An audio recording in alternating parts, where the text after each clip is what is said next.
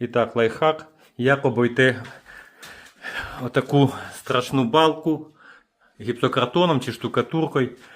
Запросто перед штукатуркою з двох сторін прямо до неї кріпимо на дюблі гвозді напряму отакі шматки гіпсокартона. Потім вмикаємо лазер, дивимося, де в нас нижча точка, кріпимо УД-профіль по периметру і зашиваємо гіпсокартоном. І от готовий результат.